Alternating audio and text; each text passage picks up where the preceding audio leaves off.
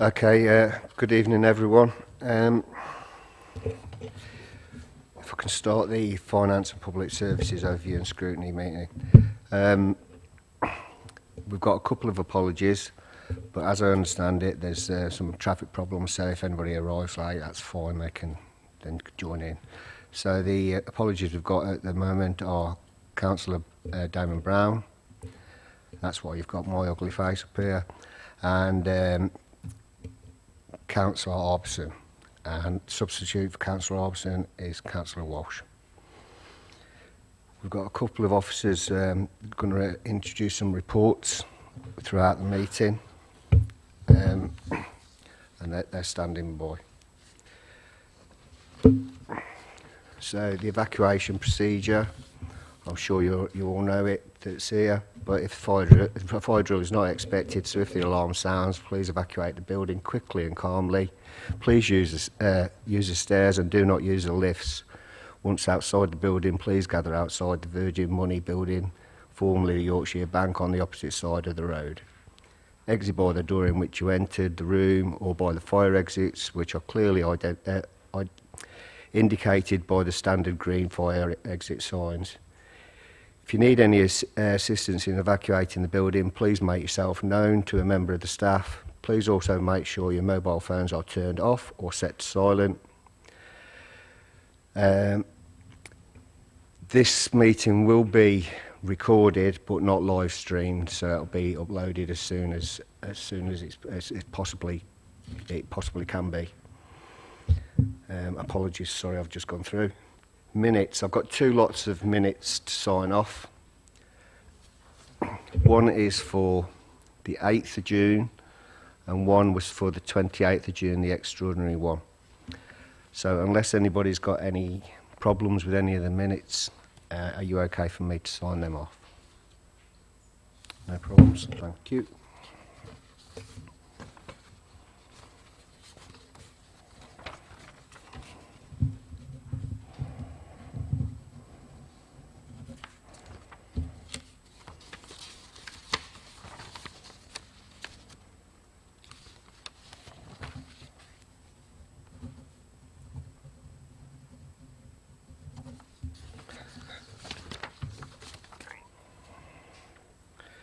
Declarations of interest. Is everybody okay with everything that's wrote down?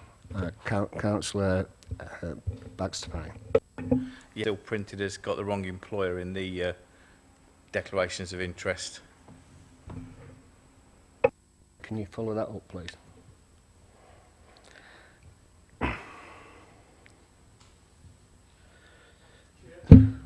Oh, sorry.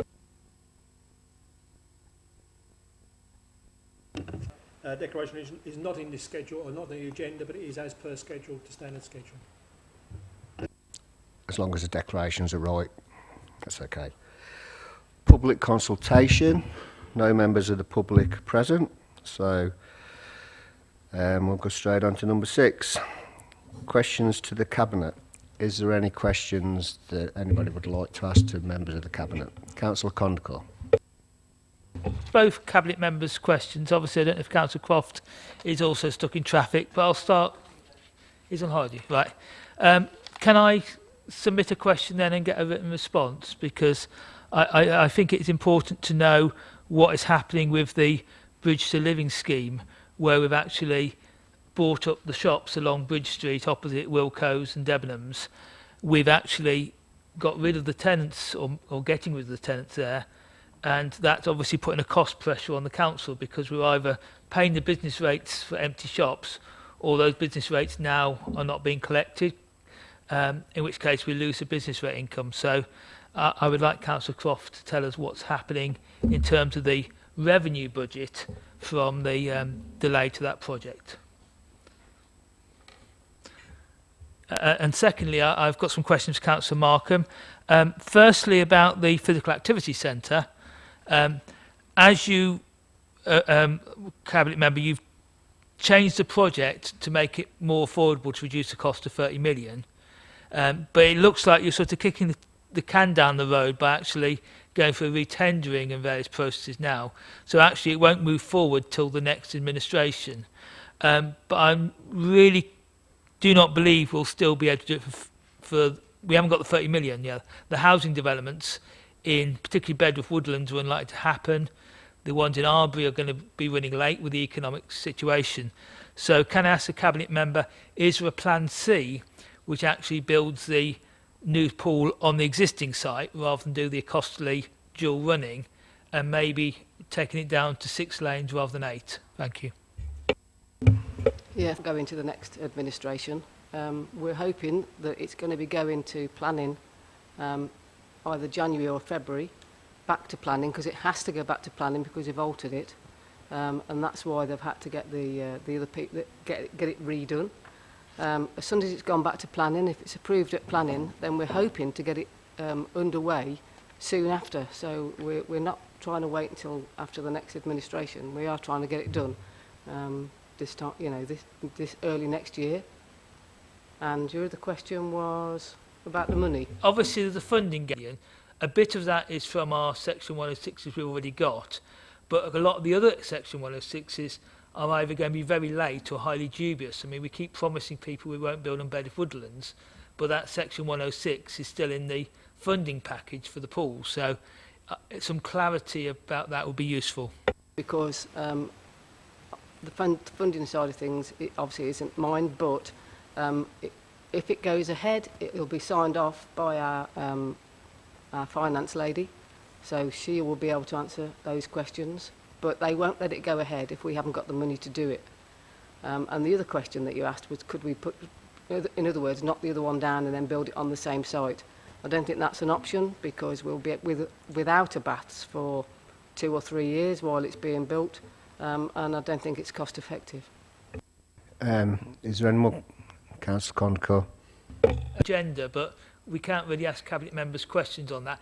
The recycling overspending, the Coventry's put their charges up, and can you give us some background as to what actually they're charging extra for? Because the level of service is, in my view, not very good.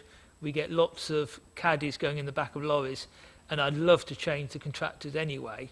But can you explain why we've had this hike and what we can do about it? Because we can't just have contractors hiking charges on us. The increase that we received was the cost of living increase. They give it, instead of giving us it with notice, they actually dropped it on our toes in February, which was after we did the budget, and that's why the actual increase for the recycling that we've got now again is down to the cost, down to contamination and what have you, but the actual cost that Coventry gave to us at the beginning of the year was an inflationary hike. Councillor Conco. I've had issues at our house with the caddy being put in the back of the recycling lorry, and quite a few other residents have. And talking to officers, it seems that when people recycle a lot of paper, the staff actually said, it's too heavy to lift, I'll just leave the caddy in the bin and then put the bin in the back rather than give feedback to residents. And we've had lots of contamination issues. We don't seem to have a mechanism to claw back contamination caused by the operators from Coventry City Council. So the worse job they do, the less people recycle, and there's no sort of financial loop to actually get compensation for when they're not actually either doing their job, or if they're not able to do their job, putting a tag on the bin saying it's too heavy, rather than just letting the bin contaminate the rest. So, I know things are going to change with the new contract, but we do need to get on top of these contracts where poor performance can actually contaminate our loads, and then we get less money for our recycling. Could just mention for the public as well when we do go to commingle, so just to get the message out there again. No, I'll just say the reason we haven't said that yet is because of the change that we're having next week, and we didn't want it all to sort of get lost. We have spoken to Coventry because we know that some of the operatives at Coventry have actually told residents that we've already started with the commingling, and that's why they've taken the caddy. So we've had that fed through to us, and we have actually spoken to Coventry, and that's in hand at the moment. The commingling is still, or we're going to put it out as in about 3 weeks, because it's not until the end of October we go live. So we want to get this embedded first with the new rounds before we start talking to people about mixing the recycling together. Because if we do it too soon, they're just going to do it all together. Is that it? Is there all questions? Oh, Councillor Conacher. Actually, one of renaming outside the council house, obviously a costly and pointless thing to do. Can we get Councillor Croft to confirm that that stupid plan's now been scrapped? Thank you. Thank you. Is that all questions, Cabinet? Okay, thank you. Right, moving on to the next, the Integrated Performance Report. So, the Integrated Performance Report, page 22, and this one is being presented by our officer, Officer Steve Gore. So I'll leave that down to you, Steve. Over to you.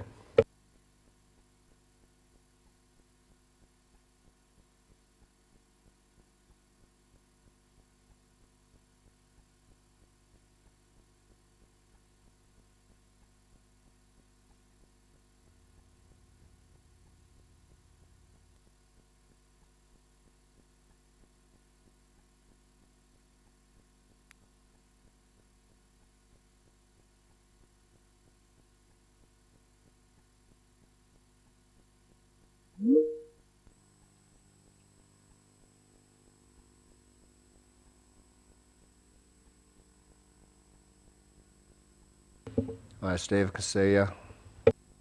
Yeah. So shall I go ahead now, Chair? I sort of lost you there. Yes, you please go ahead with the report. Yeah, will do. Okay. So the summary for the first quarter 2023-24 is as follows. Appendix A, finance linked to performance. Of the 7 measures within the remit of the panel, 2 have improved, 1 has declined, 3 have stayed the same, and 1 has no trend. The decline measure is the kilograms of household waste collected per household. Should also note that in respect of Appendix A, I'm intending that the measure relating to the Civic Hall satisfaction with council promoted shows will be deleted from reporting from the second quarter. Moving on to Appendix B, the Strategic Risk Register, the first quarter breakdown shows that of the 12 risks within the remit of the panel, 8 are net green and 4 are net amber. Net meaning given the mitigations that are being put in place. Please note that a new risk has been added, which is R26, non-compliance with the Department of Works and Pensions data use guidelines. The net amber risks are R9, failure to effectively manage health and safety, R16, cyber crime or attack, R20, pandemic, service, social and economic implications, and R25, non-compliance with the Freedom of Information Act and general data protection regulations. The key updates that have been made this quarter are updates for the new organisational structure, R9, failure to effectively manage health and safety. 2 planned actions have been added relating to review of HASCOG meeting terms of reference with an annual statement also of health and safety assurance. R3, a contractor or supplier cannot provide a service. 2 items have been removed as they are covered by mitigation 9, which is pay suppliers promptly to aid cash flow. R11, NABCEL gives rise to unplanned liabilities. A mitigation has been added relating to regular performance review. R16, cyber security, a planned action as regarding cyber essentials has now been linked to a pending cyber security review. And as referenced, R26, non-compliance with the DWP data use guidelines is a new risk. Moving on to Appendix C, which is the Strategic Performance Report Executive Summary. 11 of the performance measures are green, 4 are amber, and 4 are red. The amber and red measures, which are shown under areas for improvement, are general fund revenue, general fund capital, rent collection, processing of new benefit claims, working days lost to short-term sickness absence, working days lost to long-term sickness absence, short-term return to work interview compliance within 3 days, and health and safety monitoring. Appendix D, the Freedom of Information and Environmental Request data. 200 were received, 198 completed, 34 were late, that is outside the 20-day timescale, and 2 were outstanding. In relation to member inquiry forms, which was requested at the last round of panel meetings, there have been 140 forms submitted in the quarter, none of which relate to FOI. Appendix E, complaints, 418 were received, 414 were completed, 50 were late, that is outside the 10-day response timescale, and 4 were outstanding. And finally, as promised, Appendix F shows the summary of finance outturn for 2022-23, which wasn't available for the last round of panels. Any further detail required can be viewed in the report that went to Cabinet on the 26th of July, and specifically that's addendums 3 and 4. And that completes the summary of the report. Chair, thank you. Yeah, thank you, Steve, and I'm glad you brought that report on the members' inquiry form, because you know I was waiting for that one. Right, over to the panel. Has anybody got any questions, Steve? Councillor Conco? Form, because you said 144 in a quarter. Can you just clarify which things are in that total? Because when members do stuff, we get a list of inquiries we've made. Some of them are grounds maintenance and some of them are to planning or whatever. So is it only the ones that go on the MES forms you're counting? Because I alone do about 100 inquiries a year on the report, but obviously they're not all get put in the same category. In terms of the 104, sorry, Chair. In terms of the 140 that were reported, that is the only information I've been given, other than that none were FOI related. So I can't give you a more detailed breakdown than that. No, that's fine. And unless, can you give us the dates from and to that 140 was for? Do you know the It dates? relates. Sorry, Chair. Yeah, it relates to the first quarter, so April to June.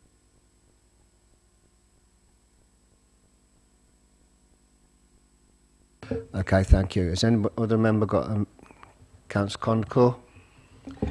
In terms, two big risks are shouting out at me, which aren't really there. One is R10, failure to effectively manage council finances. The finance officer says we have to cut back on non-essential spending, recruitment fees, and the council's not signed off last year's or the years before's accounts. The council's currently overspending by £500,000 a year. So how can this risk be green? We're not as bad as Birmingham, but we have serious financial problems.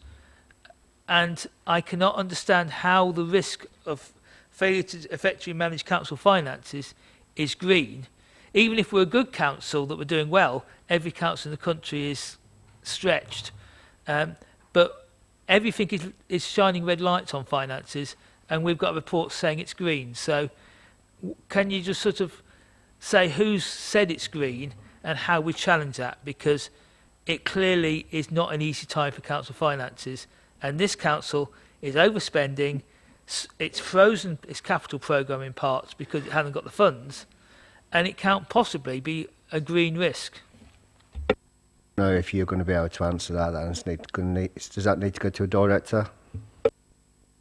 Well, possibly to assess whether it should be green or not. But all I will say is we review every quarter, and the document is scored given the mitigations that we put in place, and the scoring from the mitigation sort of likelihood and impact is still green. So that's something that the councillor may want to take up with Cabinet, perhaps. Okay, thank you. Is it Councillor Baxter Payne?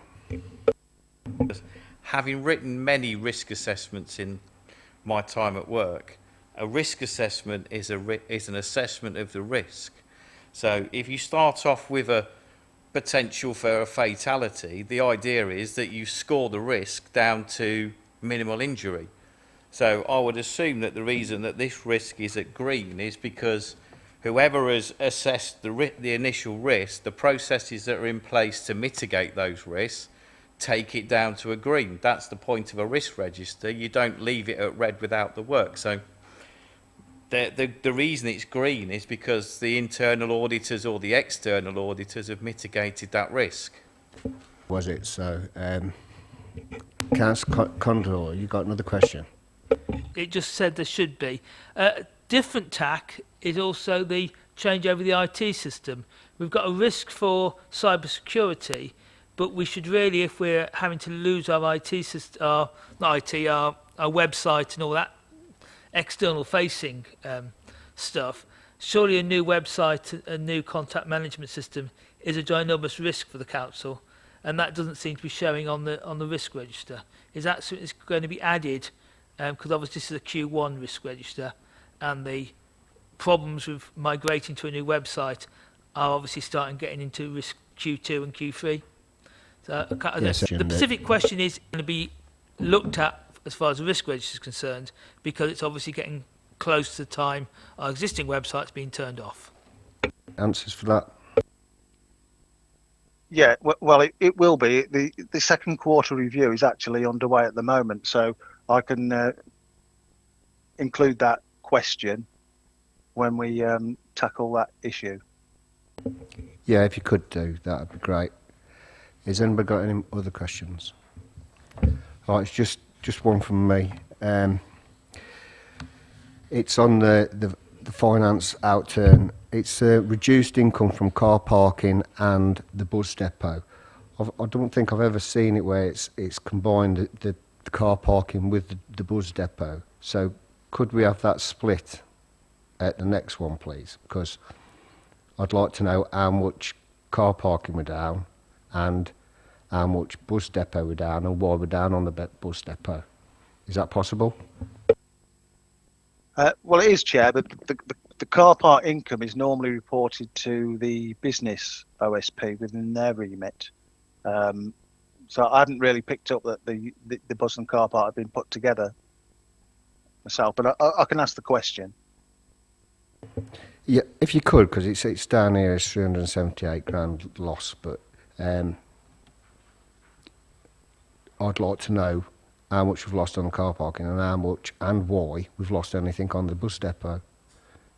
And that's the only one from me, really.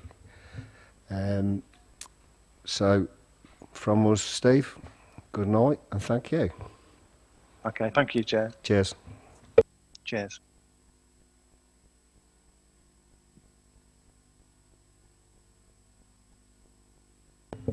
Right, so it's the recommendation, so the panel is asked to scrutinise, which we've done, and accept the report. Everybody okay with that? Councillor Concourt? Chair, date on the risk for the new website. 'Cause I think that is something that we can't just sort of note it, because obviously it's something that is an upcoming risk. It is a risk.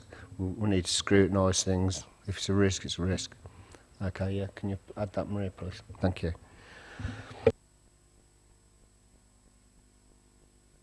Right, next one is item 8, managing attendance of the council's workforce. And Ruth, this is all over to you. Can you hear me? I can hear you, Chair. Thank you very much. Hopefully you can all hear me. Good evening, councillors. So this report details the sickness data outturn for last financial year and compares that data with previous years for the council, including trend data for absence reasons, months, and compares it to some national data, and happy to take any questions or queries on the report. Okay, thank you.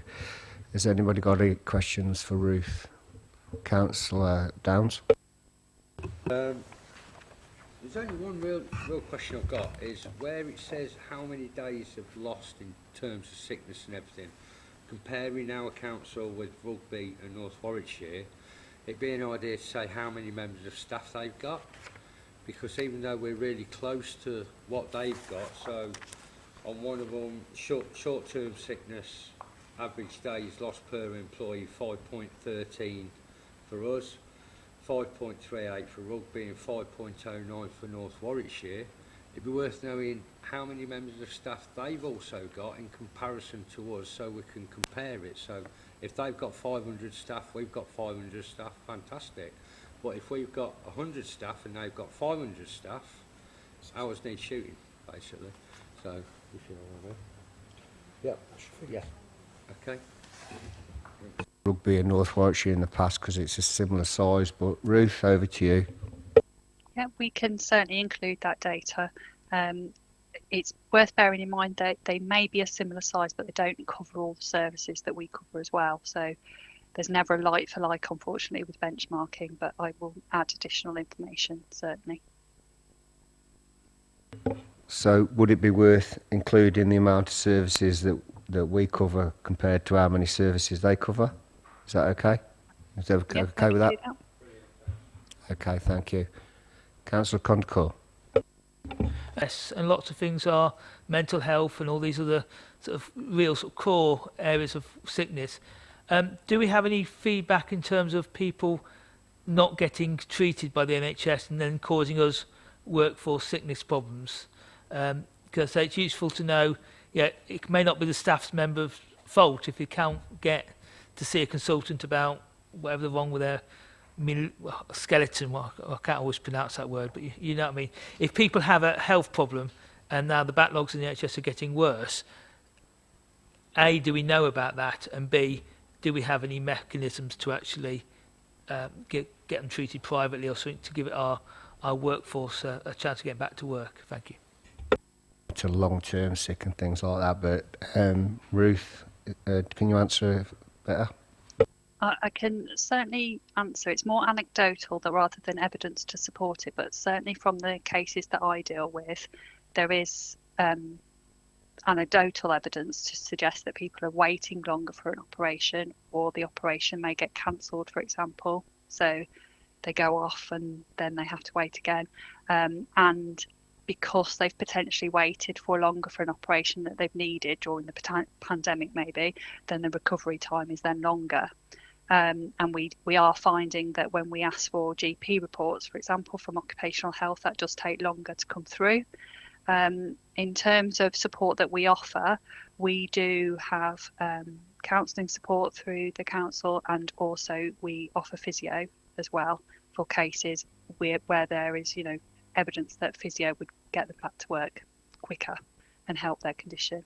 But I can't really back that up with evidence. It's just more the actual anecdotal cases that I deal with myself.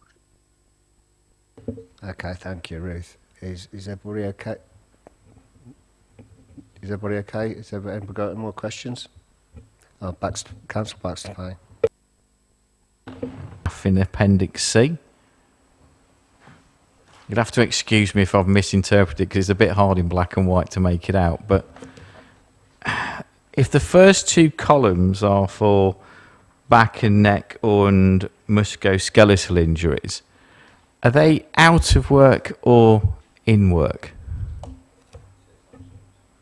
You mean you're referring to 2022-23 absence, or all of it? But in terms of the absence reasons, we do capture whether it's work related or not, but this would be for anything. So this is both, basically. This is a summary of.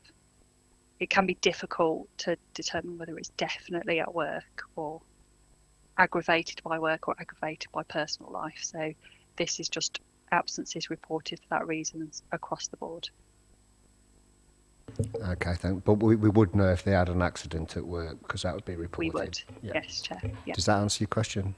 Yeah, I think it was more we're doing, and it needs tweaking a little to get this down, just to make sure we're capturing that data. I'm presuming we do all the risk assessments and everything for jobs, and so We do. We keep on top of stuff like that. Yeah, we do. Okay, has anybody got any more questions for Ruth? Okay then, good night, Ruth. Thank you very much. Thank you. Cheers. Right, moving on to number 9, the work programme suggestion forms. Now, we've all seen a work programme suggestion form that was put forward. That's been asked to be withdrawn, so that's been withdrawn. The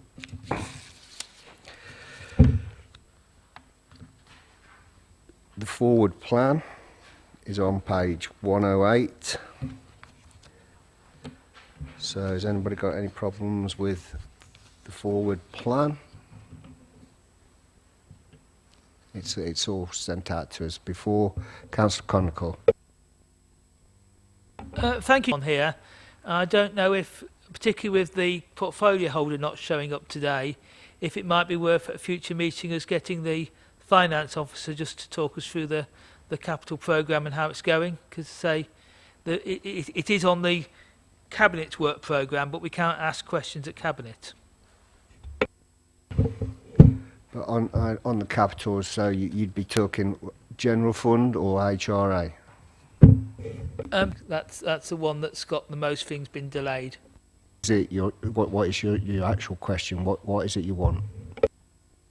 Actually going to scrutiny, so we can actually ask questions on it. Okay with that. I don't see any problems with that myself, unless anybody's got any problems. No? Okay, Maria, can you ask for that, please?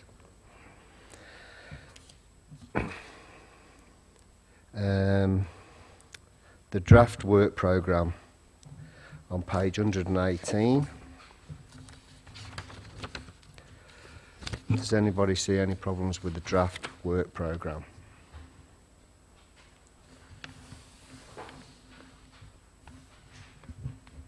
So this is what this panel is going to be working on. So if you've got a problem, speak now. Councillor Conical. Is it worth bringing forward the curbside and refuse collection thing from March to an earlier meeting, like January, I think?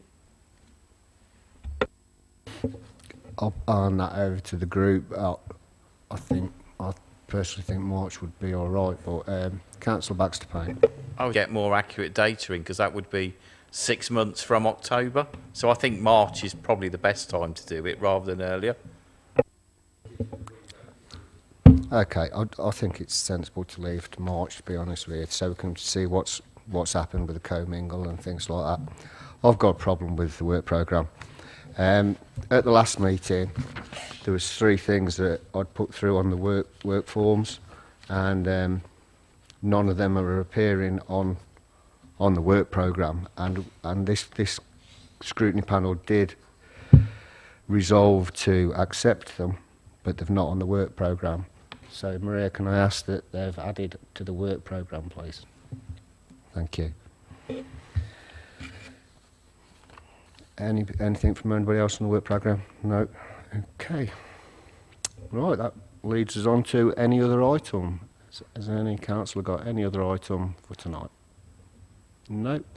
Okay, that's the end of tonight's meeting. Thank you very much for your attendance, and good night.